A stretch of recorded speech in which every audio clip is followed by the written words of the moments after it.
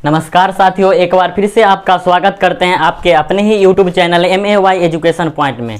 तो आज हम केमिस्ट्री जो कि पार्ट 5 के बारे में कुछ बताने आए हैं, जो कि केमिस्ट्री चैप्टर नंबर 1 का है। आज हमारा टॉपिक है विभिन्न प्रकार के रासायनिक अभिक्रिया, different types of chemical reaction. यानी कि रासायनिक अभिक्रिया जो हम पढ़े थे, केमिकल रिएक्शन पढ़े थे, उसको कितने भागों में बांटा गया है उस चीज़ को हम जानेंगे। तो आज हम आप लोगों को बताएंगे कि रासायनिक अभिक्रिया को किस आधार पे बांटा गया है, किस आधार पे डिवाइड किया गया है, उसका आधार क्या था, किस नेचर के आधार पे। तो हम आपको बता दें कि रासायनिक अभिक्रिया को प्रकृति के आधार पर कई वर्गों में विभाजित किया गया है, अर्थात बांटा गया है, जिसमें से कुछ एक दो का हम एग्जाम्पल के साथ डिफाइन करवाएंगे आप लोगों को। तो पहला एग्जाम्पल हम लोगों का है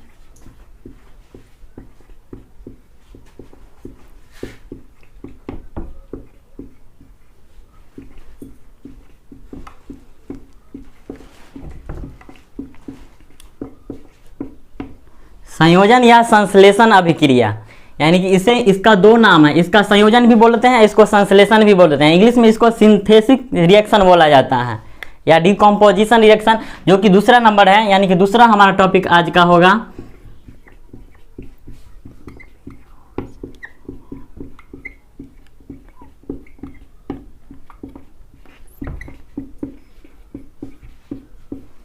वियोजन या अपघटन अभिक्रिया। तो आज हम दो अभिक्रियाओं के बारे में जानेंगे, एग्जाम्पल के साथ, उदाहरण के साथ कवर करने वाले हैं।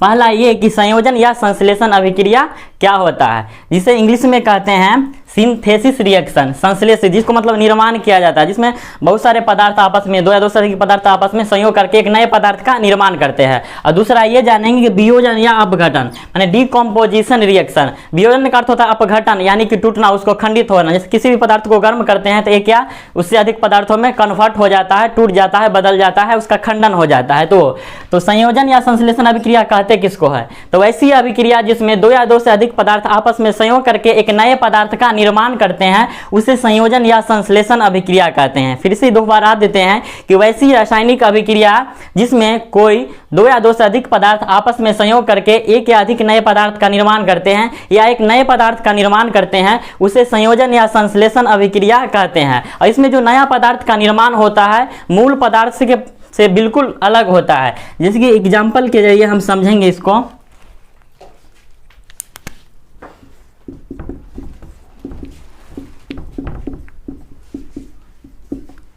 जैसे कार्बन को जब ऑक्सीजन के साथ अभिक्रिया करवाया जाता है तो कार्बन डाइऑक्साइड का निर्माण होता है।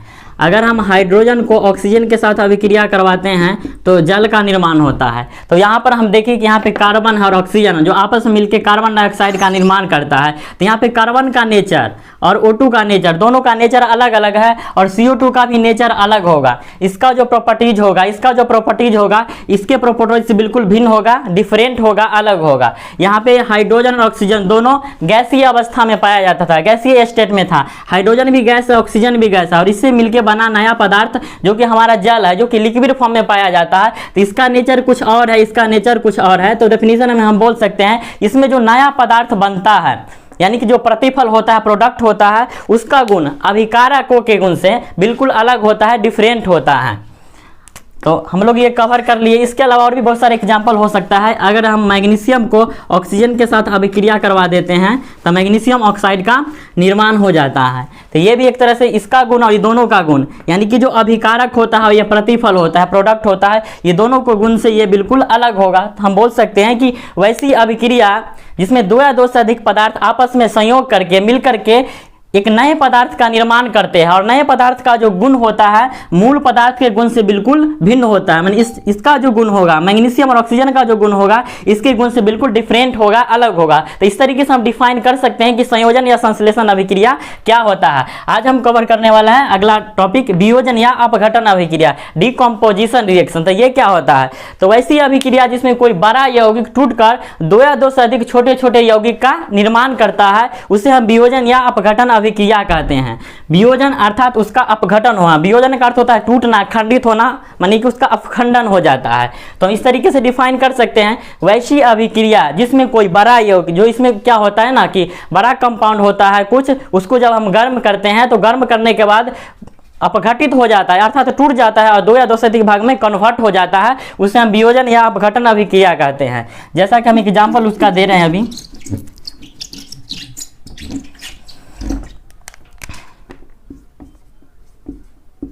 जैसे ये कैल्शियम कार्बोनेट है, ये एक बड़ा यौगिक हम बोल सकते हैं, बड़ा कंपाउंड। इसमें कैल्शियम उपस्थित है, कार्बन उपस्थित है और ऑक्सीजन उपस्थित है, यानी कि 2 या 2 से अधिक तत्व या एलिमेंट इसमें उपस्थित है। एक तरह से बड़ा कंपाउंड हुआ। इसको हम क्या करेंगे, इसमें अपघटन अभिक्रिया को हमें इंडिकेट करवाना है, दर्शाना है, दिखाना है। तो कैल्शियम कार्बोनेट को हम गर्म कर देंगे। जब इसको हीट किया जाता है, उष्मा दिया जाता है ज़्यादा मात्रा में, तो गर्म हो जाता है और अपघटित होने के बाद ये कैल्शियम ऑक्साइड और कार्बन डाइऑक्साइड का निर्माण करता है।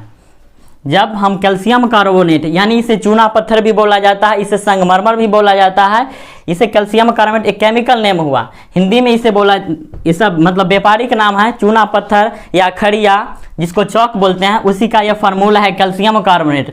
जब इसको गर्म किया जाता है तो इसका अपघटन हो जाता है, इसका वियोजन हो जाता है, यह अपघटित हो जाता है और टूटकर 2 छोटे छोटे कंपाउंड का निर्माण करता है। हम इसको भी कंपाउंड बोल सकते हैं, इसको भी कंपाउंड बोल सकते हैं, क्योंकि इसमें 1 से अधिक तत्व है। ये भी कंपाउंड थे, लेकिन ये बड़ा कंपाउंड थे। जब इसको हम गर्म किए तो ये कन्वर्ट हो गए छोटे छोटे कंपाउंड में, यानी कि कैल्शियम ऑक्साइड है, ये कार्बन डाइऑक्साइड है, दोनों ही कंपाउंड है। तो यहाँ पर हम ये भी समझ गए कि वियोजन या अपघटन अभिक्रिया क्या होता है। दूसरा एग्जांपल हम लेते हैं पोटेशियम क्लोरेट को। पोटेशियम क्लोरेट को जब गर्म किया जाता है तो ये भी कन्वर्ट होकर 2 छोटे छोटे कंपाउंड का निर्माण करता है।